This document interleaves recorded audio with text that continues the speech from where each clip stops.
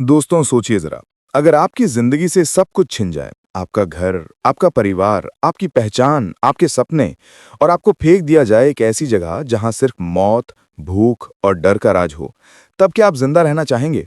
क्या आप अब भी अपनी जिंदगी में कोई अर्थ ढूंढ पाएंगे? यही सवाल था विक्टर फ्रैंकल के सामने, जब उन्हें नाजी कैंप में भेज दिया गया था। एक डॉक्टर, एक मनोवैज्ञानिक, जिसने इंसानों की आत्मा को समझने के लिए अपना जीवन समर्पित किया, अचानक खुद उस जगह पहुंचा जहां इंसानियत मर चुकी थी। विक्टर ने वहां जो देखा वो सिर्फ दर्द नहीं था, वो इंसान के भीतर की अमर शक्ति का साक्षात दर्शन था। उन्होंने देखा कि कैसे कुछ लोग हर चीज खोने के बाद भी आशा को जिंदा रख सकते हैं, जबकि कुछ लोग छोटी सी निराशा में टूटकर मर जाते हैं। और यहीं से पैदा हुई एक महान विचारधारा, लोगोथेरेपी, यानी जिंदगी में अर्थ खोजने की चिकित्सा। विक्टर बताते हैं, कोई भी इंसान उससे उसकी हर चीज छीनी जा सकती है, सिवाय एक चीज के, पूरी मानसिक आजादी के। हमारी मानसिक स्वतंत्रता कोई बाहरी ताकत नहीं छीन सकती, उस पर हमेशा हमारा अधिकार रहता है। कैंप में जब लोग रोज मर रहे थे, विक्टर ने देखा कि जिन लोगों के पास जीने का कोई कारण था, वे किसी ना किसी तरह जीते रहे। चाहे वो अपने परिवार से मिलने की उम्मीद हो, अपने काम को पूरा करने का संकल्प हो, या किसी अधूरे प्यार की याद, अर्थ ही था जो उन्हें जिंदा रखे हुए था। कहानी शुरू होती है उस समय से जब नाजी सैनिक विक्टर और उनके परिवार को पकड़कर ऑश्विट्ज कैंप ले गए थे। ट्रेन के भीतर ठूसे गए सैकड़ों लोग, जिनके चेहरों पर बस एक सवाल था, अब हमारे साथ क्या होगा? ट्रेन रुकती है, दरवाजे खुलते हैं और सामने होते हैं मशीन गन वाले सिपाही। लोगों को दो कतारों में बांट दिया जाता है, एक ओर जाने वाले सीधे गैस चेंबर की ओर, दूसरी ओर वाले कैंप में काम करने के लिए। विक्टर को उनकी पत्नी और माता पिता से अलग कर दिया गया। उन्हें नहीं पता था कि वो आखिरी बार था जब उन्होंने उन्हें देखा। जब विक्टर ने अपने कपड़े उतारे, बाल मुंडवाया और शरीर पर नंबर टैटू किया गया, उन्होंने महसूस किया, अब मैं एक इंसान नहीं रहा, सिर्फ एक नंबर हूं। लेकिन उस नंबर के पीछे अब भी एक आत्मा थी जो पूछ रही थी, मैं क्यों जिंदा हूं? इस सब का मतलब क्या है? कैंप का जीवन नरक से भी बदतर था। सुबह 4 बजे उठना, घंटों बर्स में खड़े रहना, फिर दिन भर पत्थर ढोना, सड़े सड़े खाने के लिए लड़ना। जो थोड़ा भी कमजोर दिखता उसे मार दिया जाता। लोग धीरे धीरे शारीरिक नहीं बल्कि मानसिक रूप से मरने लगते थे। जो उम्मीद खो देता वो कुछ ही दिनों में चला जाता। लेकिन विक्टर ने अपने भीतर एक नया सवाल उठाया, अगर मौत हर तरफ है तो जिंदगी का मतलब क्या है? अगर इंसान का भाग्य पहले से तय है तो संघर्ष क्यों? विक्टर कहते हैं, जिंदगी का अर्थ कभी परिस्थितियों पर निर्भर नहीं करता, बल्कि उस पर निर्भर करता है कि हम उन परिस्थितियों को कैसे देखते हैं। उन्होंने देखा कि कुछ लोग दूसरों की मदद करते हैं, अपने हिस्से की रोटी बांटते हैं, जबकि खुद भूखे हैं। उनके पास कुछ नहीं था, फिर भी वे देने की क्षमता रखते थे। और यहीं उन्होंने समझा कि अर्थ हमेशा हमारे भीतर होता है, बाहर नहीं। एक रात विक्टर लकड़ी के बिस्तर पर लेटे हुए तारों को देख रहे थे। बाहर बर्फ गिर रही थी, भीतर दर्द भरा सन्नाटा। अचानक उन्होंने अपनी पत्नी का चेहरा कल्पना में देखा, उसकी मुस्कान, उसकी आंखें। उसी पल उन्हें एहसास हुआ, प्यार ही वो अर्थ है जो इंसान को हर अंधेरे से निकाल सकता है। विक्टर कहते हैं कि उस रात उन्होंने पहली बार महसूस किया कि इंसान का अस्तित्व सिर्फ शरीर नहीं, आत्मा है। और जब आत्मा को कोई अर्थ मिल जाता है तो वो किसी भी यातना को सह सकती है। कैंप में कुछ कैदी थे जो हर सुबह उठते ही तय करते थे, आज मैं दूसरों के लिए कुछ अच्छा करूंगा।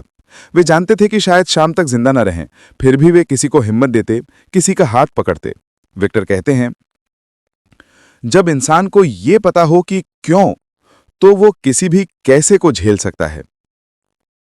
धीरे धीरे विक्टर ने यह समझ गया कि उन्हें ये सब किसी कारण से झेलना पड़ रहा था, क्योंकि शायद यही उनके जीवन का उद्देश्य था, लोगों को यह बताना कि अर्थ खोना ही असली मौत है। उनके भीतर अब एक अटल विश्वास पैदा हो गया था कि अगर वो जिंदा बचे तो वो दुनिया को बताएंगे कि पीड़ा के बीच भी अर्थ मिल सकता है। और यही विश्वास उन्हें हर दिन जिंदा रखता गया।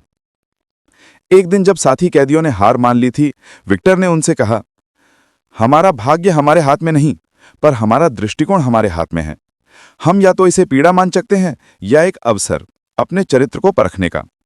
धीरे धीरे लोग उन्हें डॉक्टर कहने लगे, क्योंकि वो लोगों के दिलों का इलाज करते थे, बिना दवा के, सिर्फ आशा से। विक्टर फ्रैंकल अब तक बहुत कुछ खो चुके थे, परिवार, स्वतंत्रता और इंसानियत का विश्वास। लेकिन उन्होंने पाया कि जब सब कुछ खत्म हो जाए तब भी एक चीज बचती है, अपना दृष्टिकोण। उन्होंने तय किया कि वो अपने दर्द को व्यर्थ नहीं जाने देंगे, वो उसे जीवंदा पाठ बनाएंगे। हर दिन कैंप में मौत का खतरा था। कभी गार्ड किसी को मार देता, कभी कोई ठंड या भूख से मर जाता। लेकिन विक्टर देखते थे कि कुछ लोग ऐसे थे जो हर सुबह उठते और दूसरों को हिम्मत देते। वे कहते, आज जिंदा हैं यही बहुत है। यही लोग सबसे कठिन हालात में भी जीने का अर्थ खोज लेते थे। विक्टर ने समझा कि अर्थ का मतलब सुख नहीं बल्कि जिम्मेदारी है। इंसान तब तक जिंदा नहीं रह सकता जब तक उसे ये महसूस ना हो कि उसका अस्तित्व किसी उद्देश्य के लिए है। कैंप में कुछ कैदी थे जो कहते, अगर मैं मर गया तो मेरे बच्चों का क्या होगा? यही विचार उन्हें जीवित रखता था। विक्टर ने महसूस किया कि इंसान की ताकत उसके शरीर में नहीं, उसके मन में होती है। जो अपने भीतर क्यों ढूंढ लेता है, वो किसी भी कैसे को झेल सकता है। वो लिखते हैं, हम पीड़ा से नहीं मरते बल्कि अर्थहीनता से मरते हैं। कभी कभी विक्टर कल्पना में अपने भविष्य को देखने की कोशिश करते। वे सोचते, अगर मैं जिंदा बचा तो एक दिन ये सब लोगों को बताऊंगा। मैं लोगों को सिखाऊंगा कि जिंदगी को देखने का नजरिया ही असली आजादी है। इस विचार ने उनके भीतर एक ज्वाला जला दी। अब वो सिर्फ बचना नहीं चाहते थे, वे सीखना चाहते थे, समझना चाहते थे कि इंसान कैसे टूटता और कैसे उठता है।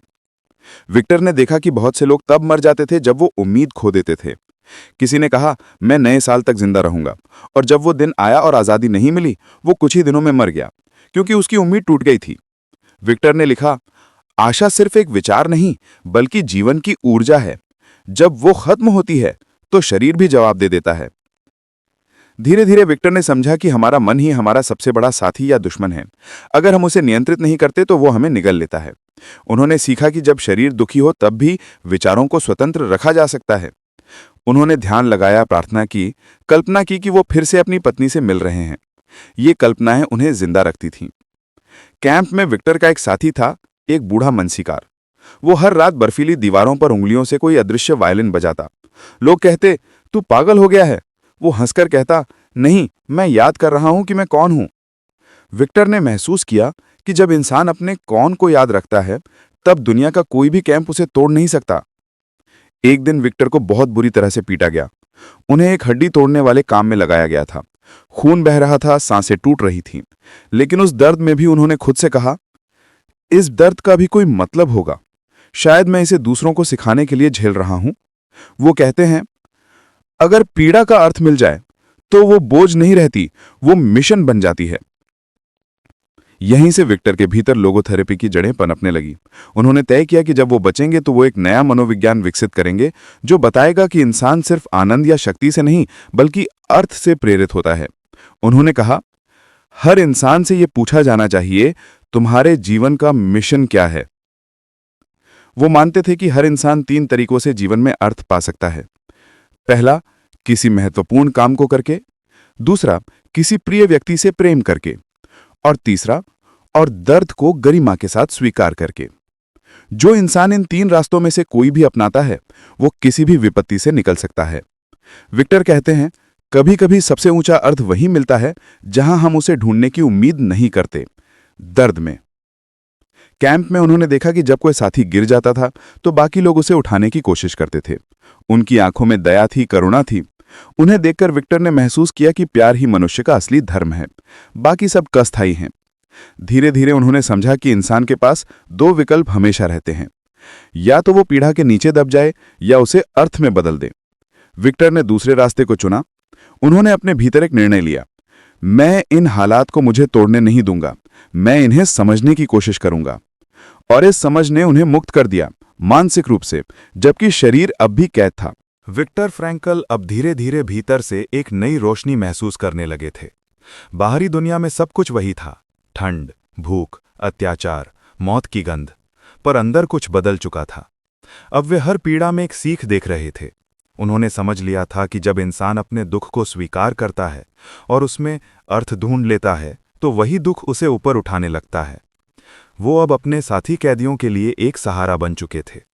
जब कोई निराश होकर गिर जाता, विक्टर उसके पास जाते और कहते, तू अभी मरा नहीं है, मतलब अब भी तेरे पास जीने का कारण है। वो शब्द किसी चमत्कार की तरह असर करते। लोग थोड़ी देर के लिए ही सही पर उठ खड़े होते। विक्टर को यह देखकर महसूस हुआ कि इंसान को ठीक करने के लिए दवा नहीं, दिशा चाहिए। यही दिशा उन्होंने हर शब्द में दी।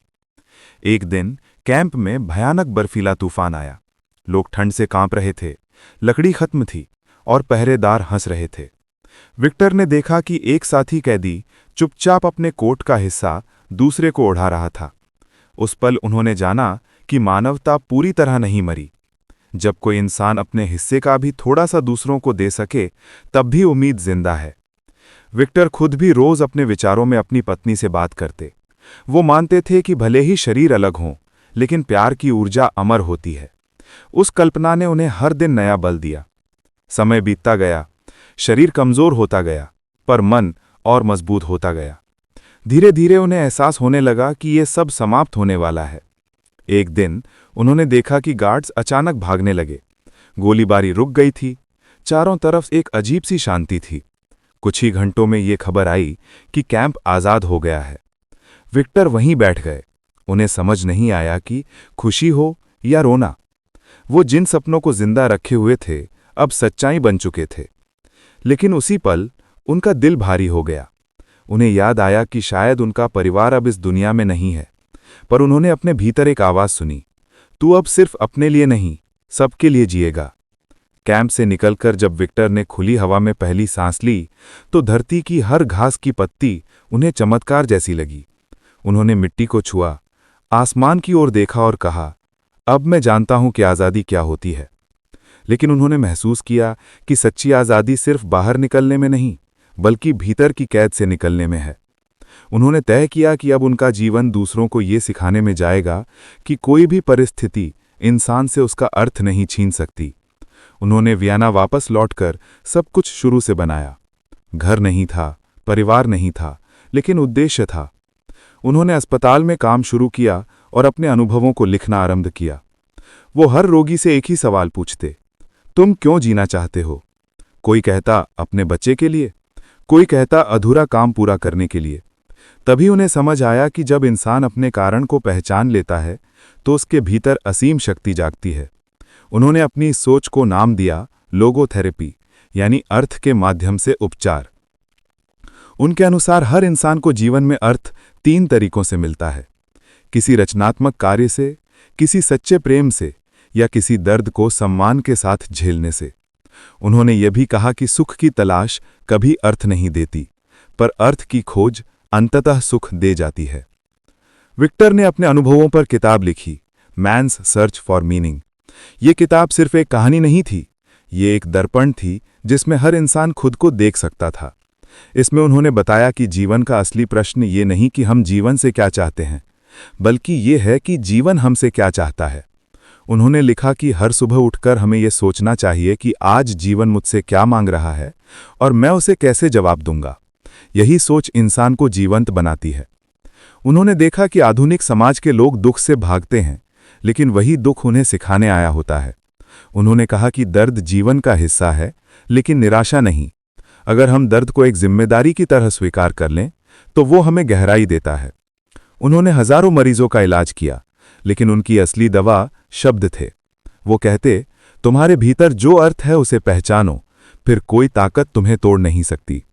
लोग उनकी बातों में नई उम्मीद पाते और उनकी जिंदगी बदल जाती। विक्टर के विचार दुनिया भर में फैल गए। वे हर मंच पर यही कहते कि इंसान किसी भी हालात में अपने रवैये को चुन सकता है। चाहे सब कुछ उससे छीन लिया जाए, फिर भी वो ये तय कर सकता है कि उसे उस स्थिति में कैसा महसूस करना है। यही स्वतंत्रता इंसान की सबसे बड़ी ताकत है। उन्होंने ये भी कहा कि सुख कोई लक्ष्य नहीं, बल्कि अर्थपूर्ण जीवन का परिणाम है। अगर हम केवल सुख की तलाश करें तो खालीपन बढ़ता है, लेकिन अगर हम जिम्मेदारी और उद्देश्य को अपनाएं तो भीतर से आनंद स्वतः आता है। उन्होंने देखा कि आधुनिक मनुष्य के पास सब कुछ है, पर अर्थ नहीं है। लोग सुख के पीछे भागते हैं, पर जब वो मिल भी जाता है तो भी भीतर से खाली रहते हैं। उन्होंने कहा कि जीवन का अर्थ कोई तय चीज नहीं, ये हर क्षण बदलता रहता है। जिस क्षण तुम किसी और के लिए कुछ करते हो, तुम उस क्षण में अर्थ पा लेते हो। यही सोच लोगोथेरेपी की आत्मा बन गई। उनके अनुसार अर्थ कोई विचार नहीं, बल्कि जीने का तरीका है। जब इंसान अपने काम में, अपने रिश्तों में और अपने संघर्ष में उद्देश्य ढूंढ लेता है, तब वो अजेय बन जाता है। विक्टर फ्रैंकल ने अपने बाकी जीवन में हजारों भाषण दिए, लेकिन हर जगह एक ही बात दोहराई कि इंसान को ये मत पूछो कि जीवन का अर्थ क्या है, बल्कि खुद जीवन को जवाब दो कि तुम्हारा अर्थ क्या है। उन्होंने अपने अनुभवों से दुनिया को ये सिखाया कि इंसान का मन सबसे अंधेरी जगह में भी रोशनी खोज सकता है अगर वो चाह ले। उन्होंने कहा कि पीड़ा को मिटाना जरूरी नहीं, पर उसमें गरिमा ढूंढना जरूरी है। यही गरिमा इंसान को मनुष्य बनाती है। कैंप की दीवारें बहुत पहले गिर चुकी थीं, लेकिन विक्टर के भीतर जो दीवारें टूटीं, उन्होंने उन्हें दुनिया से जोड़ दिया। उन्होंने कहा कि आज़ादी का मतलब ये नहीं कि हम कुछ भी करें, बल्कि ये कि हम सही काम चुनें। हर परिस्थिति हमें परखने आती है और हमें ये दिखाने का मौका देती है कि हम वास्तव में कौन हैं। यही इंसान का धर्म है, हर अंधेरे में अर्थ खोज लेना। विक्टर ने यह सिद्ध कर दिया कि जिनके पास जीने का कारण होता है, वे किसी भी कष्ट को सह सकते हैं। उन्होंने अपने जीवन के अंत तक यही संदेश दिया कि जिंदगी कभी बेअर्थ नहीं होती। हर दिन हमें एक नया अवसर देता है कि हम अपने अस्तित्व को कुछ अर्थपूर्ण बना सकें। जब तक हम ये प्रश्न पूछते रहेंगे कि मैं यहाँ क्यों हूं, तब तक हम जिंदा हैं। विक्टर फ्रैंकल ने सिखाया कि इंसान की ताकत उसकी परिस्थितियों में नहीं, बल्कि उसकी सोच में है, और यही सोच किसी नर्क को भी स्वर्ग बना सकती है। विक्टर फ्रैंकल आज़ादी के बाद जब वियना लौटे तो शहर वही था, लेकिन लोग बदल चुके थे। सड़कों पर जो भी चेहरा दिखता वो दर्द की कहानी कहता। जिन घरों में कभी हंसी गूंजती थी, वहां अब सन्नाटा था। विक्टर खुद भी अंदर से खाली थे, लेकिन उस खालीपन में भी उन्होंने एक अर्थ खोजा। उन्होंने समझ लिया था कि अगर उन्होंने ये सब कुछ झेला है तो उसका कोई उद्देश्य जरूर होगा। वो उद्देश्य था दूसरों को ये सिखाना कि दर्द का सामना कैसे किया जाए, अर्थ कैसे खोजा जाए। वो अपने पुराने अस्पताल में लौटे। वहां उन्होंने देखा कि युद्ध के बाद लोग बाहरी रूप से आजाद थे, लेकिन भीतर से बंधे हुए थे। आत्महत्याएं बढ़ रही थीं, लोग दिशा खो चुके थे। विक्टर ने महसूस किया कि सबसे बड़ी बीमारी अब भूख या युद्ध नहीं, बल्कि अर्थहीनता है। लोगों के पास सब कुछ था, लेकिन जीने का कारण नहीं था। यहीं से उनकी लोगोथेरेपी का मिशन शुरू हुआ। वो हर मरीज से बात करते, बिना दवा, बिना सलाह, सिर्फ सुनते। वो कहते, मुझे ये मत बताओ कि तुम्हारे पास क्या नहीं है, मुझे ये बताओ कि तुम्हारे पास क्या बचा है। किसी के पास सपना था, किसी के पास परिवार, किसी के पास सिर्फ एक याद। विक्टर उन यादों में अर्थ ढूंढते और उसे मरीज को लौटाते। वो कहते, देखो, तुम्हारे जीवन में अब भी कुछ ऐसा है जो अधूरा है, और वो तुम्हारे जीने का कारण है। इस सरल बात ने सैकड़ों लोगों की जान बचाई। विक्टर खुद भी हर दिन अपने भीतर ये सवाल पूछते कि क्या मैं वही कर रहा हूं जिसके लिए बचा था। ये सवाल उन्हें कभी थकने नहीं देता था। वे क्लासरूम में, अस्पताल में, किताबों में, हर जगह यही सिखाते कि इंसान की असली शक्ति उसका चुनाव है। वो कहते, हमारी परिस्थितियां तय नहीं करती कि हम कौन हैं, बल्कि हमारी प्रतिक्रिया तय करती है। यही विचार धीरे धीरे पूरी दुनिया में फैल गया। उन्होंने कहा कि जीवन में सुख की तलाश व्यर्थ है, क्योंकि सुख तब आता है जब तुम अपने उद्देश्य की ओर चलते हो। अगर तुम सीधा सुख चाहते हो तो वो भाग जाता है, लेकिन अगर तुम जिम्मेदारी अपनाते हो तो सुख अपने आप तुम्हारे पीछे आता है। उन्होंने इसे पैराडॉक्स ऑफ हैप्पीनेस कहा। जितना तुम सुख के पीछे भागते हो, वो उतना दूर भागता है। जब तुम अर्थ के पीछे भागते हो, सुख खुद आ जाता है। विक्टर ने हजारों लोगों के साथ काम किया। उनमें से बहुत से लोग जीवन से हार चुके थे। एक व्यक्ति उनसे मिला जिसने कहा, मैं आत्महत्या करना चाहता हूं क्योंकि मेरा कोई अर्थ नहीं है। विक्टर ने उससे पूछा कि अगर तुम्हारे जीवन में कोई उद्देश्य नहीं, तो क्या तुम अपने उद्देश्य को बनाने की कोशिश कर सकते हो? उसने चुपचाप सोचा और बोला, शायद कर सकता हूं। बस इतना ही काफी था। विक्टर कहते हैं, इंसान को अर्थ नहीं दिया जा सकता, उसे स्वयं खोजा या बनाया जा सकता है। उनके सेशंस में वो लोगों से एक प्रयोग करवाते। वे कहते, कल्पना करो कि तुम 80 साल के हो और अपने जीवन को पीछे मुड़कर देख रहे हो। क्या तुम ये महसूस करते हो कि तुमने जो किया वो अर्थपूर्ण था? ये सवाल हर किसी के अंदर कुछ हिला देता। वे कहते, अगर जवाब नहीं है तो अभी वक्त है उसे बदलने का। उन्होंने समझाया कि जीवन का अर्थ कोई स्थायी चीज नहीं होती, वो हर परिस्थिति में बदलती रहती है। एक डॉक्टर के लिए उसका अर्थ अपने मरीजों को बचाना हो सकता है, एक माँ के लिए अपने बच्चों की परवरिश, और एक कैदी के लिए सिर्फ अपनी गरिमा बनाए रखना। उन्होंने कहा, हर क्षण जीवन हमें एक सवाल पूछता है और हमारा हर काम उसका जवाब होता है। यही जीवन का रहस्य है। विक्टर के विचारों में यह भी था कि दर्द को मिटाना जरूरी नहीं, कभी कभी वही हमें जीवन का अर्थ दिखाने आता है। उन्होंने कहा कि अगर किसी का प्रिय व्यक्ति मर जाए तो दर्द खत्म नहीं हो सकता। जब इंसान एक बार समझ जाता है कि जीवन का अर्थ खुद उसे बनाना होता है, तब वो किसी भी परिस्थिति में टूटता नहीं। विक्टर फ्रैंकल के लिए ये समझ सिर्फ विचार नहीं थी, ये एक जिया हुआ अनुभव था। उसने अपनी आत्मा की गहराई से देखा था कि इंसान तब तक नहीं मरता जब तक उसके भीतर अर्थ जीवित है। दुनिया ने उससे सब कुछ छीन लिया था, लेकिन उसके भीतर की आग को कोई नहीं बुझा सका। उसने पाया कि सबसे बड़ा दुख ये नहीं कि हम पीड़ा में हैं, बल्कि ये कि हम उस पीड़ा का उद्देश्य नहीं समझते। जब हमें अपने दुख का अर्थ दिखने लगता है, तब वो बोझ नहीं रहता, वो हमें आकार देने लगता है। उसने कहा कि पीड़ा मनुष्य को तोड़ती नहीं, बल्कि उसे गढ़ती है, अगर वो उसे स्वीकार करने का साहस रखता है। वो बताता है कि बहुत से लोग अपने जीवन में अर्थ खोजने के लिए बाहर की चीजों में भटकते हैं, पैसा, नाम, सुख, सुविधाएं, लेकिन ये सब तब तक अधूरा है जब तक भीतर की खाली जगह भरी ना जाए। फ्रैंकल के लिए जीवन का अर्थ किसी बड़ी चीज में नहीं, बल्कि रोज के छोटे छोटे क्षणों में था। वो कहता है, अगर कोई व्यक्ति ये समझ जाए कि उसकी उपस्थिति किसी और के लिए मायने रखती है, तो वो मरते हुए भी जीने की शक्ति पा सकता है। यही कारण था कि वो अपनी पत्नी की मुस्कान को अपने मन में जिंदा रखे रहा। वो मुस्कान उसके लिए भगवान की तरह थी, दिखती नहीं थी लेकिन महसूस होती थी। वो ये भी कहता है कि इंसान की असली आज़ादी बाहर की नहीं होती। बाहर की दुनिया हमें बांध सकती है, हमारे शरीर को सीमित कर सकती है, लेकिन हमारे विचारों और दृष्टिकोण को कोई कैद नहीं कर सकता। वही उसका सबसे बड़ा सबक था कि हर हाल में इंसान के पास एक विकल्प होता है, और वो है अपनी प्रतिक्रिया चुनने का अधिकार। वो चाहे तो नफरत चुन सकता है या क्षमा, वो चाहे तो टूट सकता है या उठ सकता है। फ्रैंकल ने ये देखा कि जिन लोगों ने जीवन से उम्मीद छोड़ दी, उनका शरीर भी धीरे धीरे हार मान गया। एक दिन वो बस लेट गए और फिर उठे नहीं। लेकिन जिनके भीतर किसी न किसी रूप में आशा बची रही, वे चमत्कारिक रूप से जीवित रहे। इससे उसने सीखा कि मन की शक्ति शरीर से कई गुना बड़ी होती है। जब मन कहता है अब और नहीं, तब शरीर भी जवाब दे देता है, लेकिन जब मन कहता है मुझे जीना है, तब मौत भी हार जाती है। वो अपने अनुभव से ये सिखाता है कि अर्थ कभी भी स्थायी नहीं होता। जीवन के हर दौर में हमें नया अर्थ खोजना होता है। जब हम जवान होते हैं, अर्थ शायद सफलता होता है। जब हम परिपक्व होते हैं, अर्थ सेवा बन जाता है। और जब हम बूढ़े होते हैं, तब अर्थ सिर्फ ये जानना होता है कि हमने अपने जीवन को व्यर्थ नहीं जाने दिया। यही परिवर्तन जीवन का सौंदर्य है।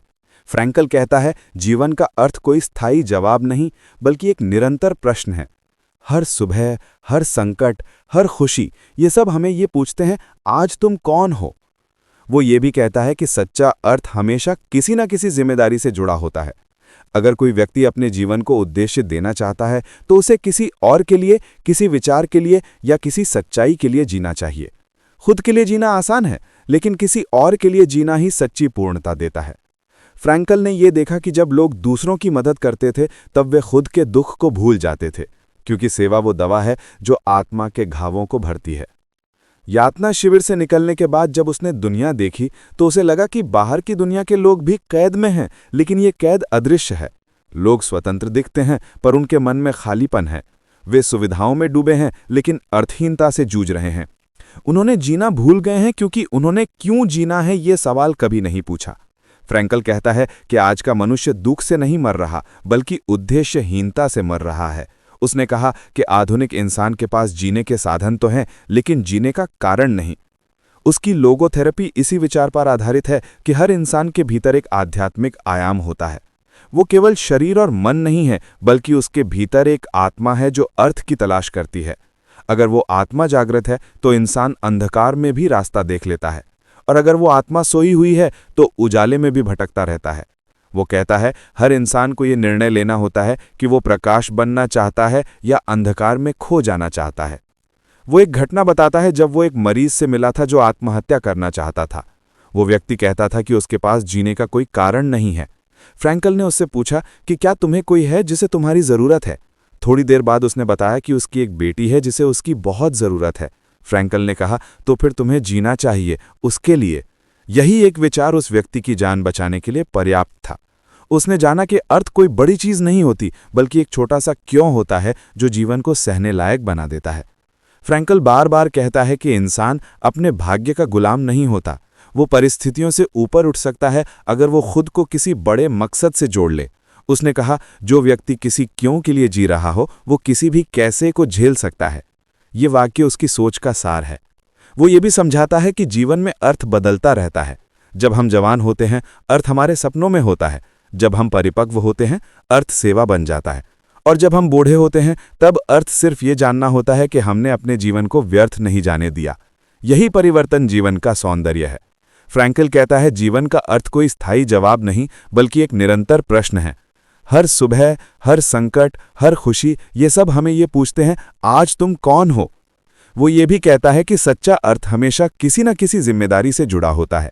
अगर कोई व्यक्ति अपने जीवन को उद्देश्य देना चाहता है तो उसे किसी और के लिए, किसी विचार के लिए या किसी सच्चाई के लिए जीना चाहिए। खुद के लिए जीना आसान है, लेकिन किसी और के लिए जीना ही सच्ची पूर्णता देता है। फ्रैंकल ने यह देखा कि जब लोग दूसरों की मदद करते थे तब वे खुद के दुख को भूल जाते थे, क्योंकि सेवा वो दवा है जो आत्मा के घावों को भरती है। यातना शिविर से निकलने के बाद जब उसने दुनिया देखी तो उसे लगा कि बाहर की दुनिया के लोग भी कैद में हैं, लेकिन ये कैद अदृश्य है। लोग स्वतंत्र दिखते हैं, पर उनके मन में खालीपन है। वे सुविधाओं में डूबे हैं, लेकिन अर्थहीनता से जूझ रहे हैं। उन्होंने जीना भूल गए हैं, क्योंकि उन्होंने क्यों जीना है ये सवाल कभी नहीं पूछा। फ्रैंकल कहता है कि आज का मनुष्य दुख से नहीं मर रहा, बल्कि उद्देश्यहीनता से मर रहा है। उसने कहा कि आधुनिक इंसान के पास जीने के साधन तो हैं, लेकिन जीने का कारण नहीं। उसकी लोगोथेरेपी इसी विचार पर आधारित है कि हर इंसान के भीतर एक आध्यात्मिक आयाम होता है। वो केवल शरीर और मन नहीं है, बल्कि उसके भीतर एक आत्मा है जो अर्थ की तलाश करती है।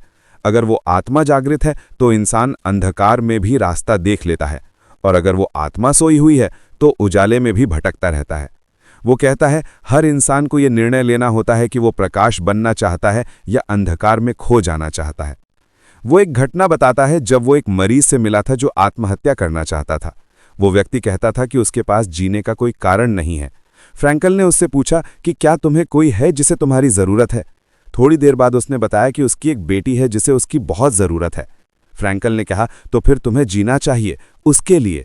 यही एक विचार उस व्यक्ति की जान बचाने के लिए पर्याप्त था। उसने जाना कि अर्थ कोई बड़ी चीज नहीं होती, बल्कि एक छोटा सा क्यों होता है जो जीवन को सहने लायक बना देता है। फ्रैंकल बार बार कहता है कि इंसान अपने भाग्य का गुलाम नहीं होता। वो परिस्थितियों से ऊपर उठ सकता है अगर वो खुद को किसी बड़े मकसद से जोड़ ले। उसने कहा, जो व्यक्ति किसी क्यों के लिए जी रहा हो वो किसी भी कैसे को झेल सकता है। ये वाक्य उसकी सोच का सार है। वो ये भी समझाता है कि जीवन में अर्थ बदलता रहता है। जब हम जवान होते हैं, अर्थ हमारे सपनों में होता है। जब हम परिपक्व होते हैं, अर्थ सेवा बन जाता है। और जब हम बूढ़े होते हैं, तब अर्थ सिर्फ ये जानना होता है कि हमने अपने जीवन को व्यर्थ नहीं जाने दिया। ये कहते हैं, लेकिन जीवन कभी आसान नहीं होता, लेकिन अगर उसमें अर्थ है तो हर कठिनाई सहन की जा सकती है। उसने कहा, हम जीवन से ये नहीं पूछ सकते कि इसका अर्थ क्या है, बल्कि जीवन हमसे ये पूछता है कि हमारा उत्तर क्या है। ये वाक्य उसकी सोच का केंद्र है कि जीवन सवाल है और हम उसका उत्तर हैं। उसने सिखाया कि मृत्यु से डरना व्यर्थ है, क्योंकि जीवन की सुंदरता इसी अस्थिरता में छिपी है। अगर सब कुछ स्थायी होता तो कोई अर्थ नहीं होता।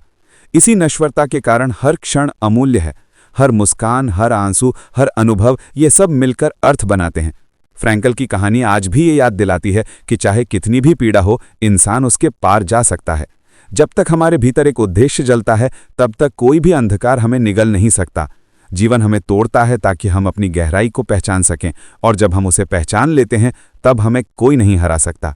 यही मैन सर्च फॉर मीनिंग का सच्चा संदेश है कि हर इंसान के पास किसी भी परिस्थिति में अर्थ खोजने की क्षमता है, और वही क्षमता उसे इंसान बनाती है। जीवन के इस गहरे सफ़र का आखिरी पड़ाव वहीं पहुंचता है जहां से सब शुरू हुआ था, इंसान और उसके भीतर का अर्थ।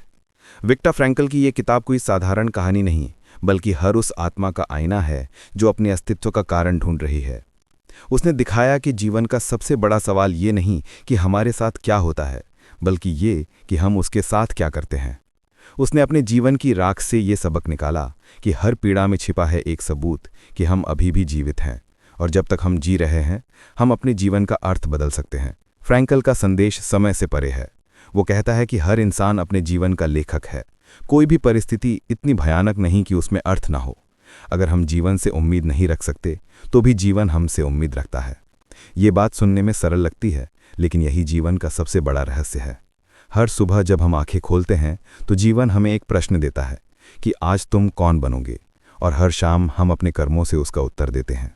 यही उत्तर हमारे अस्तित्व का अर्थ बनता है। वो कहता है कि जीवन का अर्थ कहीं बाहर छिपा हुआ नहीं, वो हमारे भीतर है। जब हम अपने दर्द को उद्देश्य में बदलते हैं, जब हम दूसरों के लिए कुछ करते हैं, जब हम हारने के बाद भी मुस्कुराते हैं, तभी हम उस अर्थ को छूते हैं। फ्रैंकल के लिए अर्थ कोई विचार नहीं, बल्कि एक जीने की प्रक्रिया है। उसने कहा कि इंसान को ये नहीं सोचना चाहिए कि जीवन से क्या मिलेगा, बल्कि ये कि वो जीवन को क्या देगा। यही दृष्टिकोण हर अंधकार में रोशनी बनता है। जब हम किसी को प्रेम देते हैं, किसी की मदद करते हैं, या बस किसी की आंखों में उम्मीद जगाते हैं, तो वही क्षण जीवन का सच्चा अर्थ होता है। और जब हम अपने भीतर यह एहसास करते हैं कि हमारी उपस्थिति किसी के लिए मायने रखती है, तो हमारा हर सांस एक प्रार्थना बन जाती है। यही वो एहसास है जो विक्टर फ्रैंकल की किताब हमें देती है कि इंसान का मूल्य उसकी परिस्थितियों से नहीं, बल्कि उसकी प्रतिक्रिया से तय होता है। वो कहता है कि जीवन में सबसे बड़ा खतरा ये नहीं कि हम मर जाएंगे, बल्कि ये कि हम बिना अर्थ के जी लेंगे।